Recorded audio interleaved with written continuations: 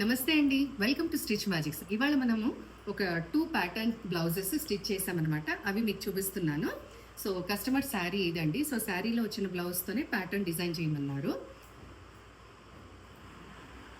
చూసారు కదా, back side ఇదంతా ఓపెనే ఉంటుందండి. టాజిల్స్ జస్ట్ ఈ డోరీస్ టాజిల్స్ ఇచ్చామన్నమాట. వీటితో మనము ఇట్లా ముడి వేసుకుంటాము.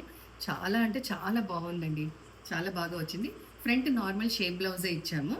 స్లీవ్స్ కూడా నార్మల్ స్లీవ్స్ అనమాట. జస్ట్ ఈ బ్యాక్ ప్యాటర్న్ మాత్రమే డిఫరెంట్గా ఇచ్చాము. అండ్ టాజిల్స్ కూడా చూసారా ఎంత బాగా వచ్చాయో కదా.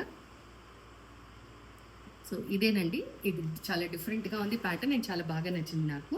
అండ్ నెక్స్ట్ ఇంకొక శారీ వచ్చేసి కుప్పడం పట్టు శారీ అండి. ఇలాగా ఉంది శారీ. సో దీంట్లో బ్లౌజ్కి ఏంటంటే 2 బార్డర్స్ వచ్చాయి. కింద గ్యాప్ బార్డర్ వచ్చింది, అది ఇలాగ స్లీవ్స్కి యూజ్ చేసామన్నమాట గ్యాప్ బార్డర్ని. పైన ఇలాగ సింపుల్గా ఇంతే బార్డర్ వచ్చింది బ్లౌజ్లో. సో ఆ బార్డర్ని జాయింట్ చేసేసి ఇలాగ బ్యాక్ సైడ్ వర్టికల్గా ఇచ్చాము.